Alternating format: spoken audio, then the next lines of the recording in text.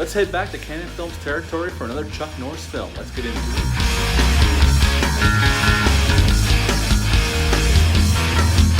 Hey, welcome back to my channel. Hope everyone's doing well out there. And today we're going to head back to Canon Films territory for one of their bigger films of the 80s. And that film is The Delta Force. This film came out February 14th of 1986. It's rated R. It's 2 hours and 5 minutes long. Had a budget of $12 million, which was a pretty nice budget for a Canon film.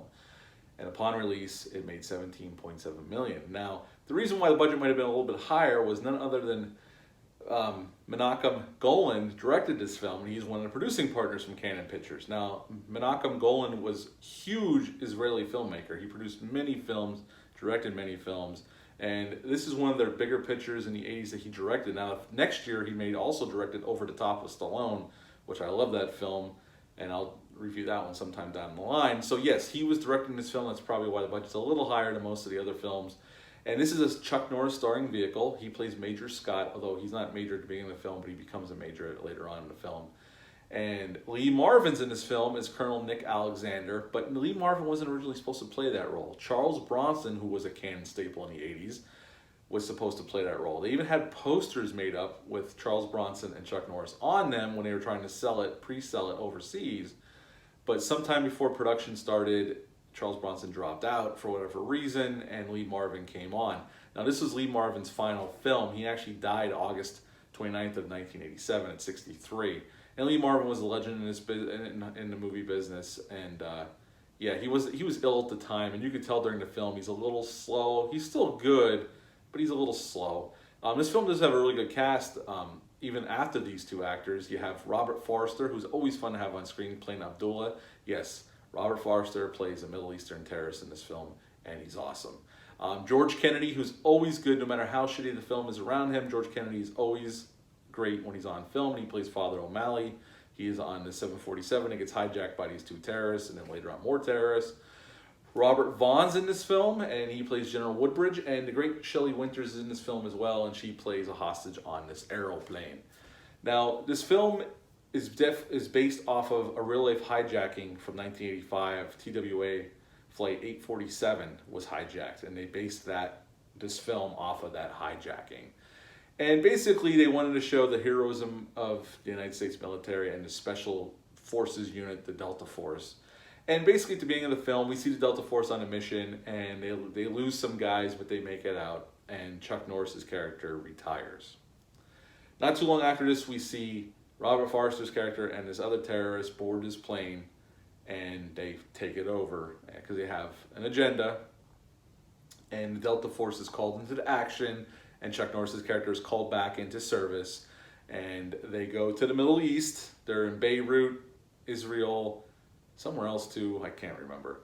And basically, the movie does spend a lot of time on the airplane with the hostages and the hijackers, for sure. And Robert Forster is great. I mean, he's chewing the shit out of the scenery, but he is giving a really good performance as this terrorist.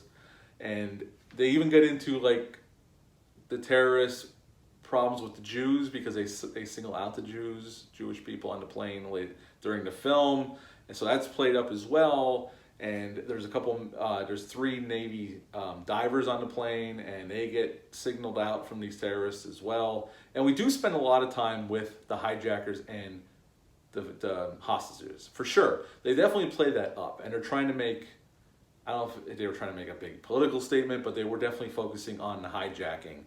And because there's not a lot of action in this film until the last half hour. There's a big gap. There's a little bit of action in the beginning, and then there's not really any action until the latter half of the film. There's a little action scene about 60% of the film into the film, and in the last half hour, that's when the action hits. But for a good chunk of this film, we are with the hostages and the hijackers and these other terrorists until the Delta Force finally spring their plan and go to action to try to get the hostages back. And I mean, the action's fine. It's handled okay. I mean, they had a $12 million budget, which isn't a huge budget even in '86, but they do pretty good with what they had. And this whole movie was shot in Israel. And Chuck Norris is good. I know I'm glassing over a lot of things, but they do spend a lot of time on that plane. And they were trying to show how uncomfortable it could get when the plane shut off and they're in the desert and everybody's sweating, and, you know, it's just a disgusting uncomfortable situation to be in, on top of you're being held hostage by these maniacs. So they really do play that up. Although I will say it's a little bit to the film's detriment because I think the film drags on a little too much. I don't mind them showing what's going on in the plane and showing the motivations of these terrorists. That's fine. I just think for what the movie is, it drags a little too much in the middle. There's about 5 to 10 minutes that can be shaved off this film in there that you wouldn't really miss. I just think it goes a little too long. There's too much in between the action set pieces. Considering this is a Canon film, you're expecting more action, especially with a Chuck Norris vehicle, and you don't really get that till the last half hour of the film. Overall, it's a decent little action flick. Menachem Golan does a decent job with the directing. There's some nice shots. There's some cool action. I know when I was a kid, I loved this film. I still enjoy it. I have it on Blu-ray. Lee Marvin's good. All the actors are doing good work here. You can tell they had an okay budget for a Canon film. It's certainly not as low as some of the other films. But overall, this film's an okay action film. I think there's definitely more action in the sequel, Delta Force 2. That film's all right. I mean, they definitely play up more of the action aspect of it, and it's a shorter film. Again, I think this film drags on a little bit too long. I think that's to its detriment. I think that's what's holding it back from, and some of the action could be shot a little bit better, to be honest. But overall, I always enjoyed this film as a kid. I probably enjoyed it more than I did last night when I rewatched it. But I would still give the Delta Force a 6.75 out of 10.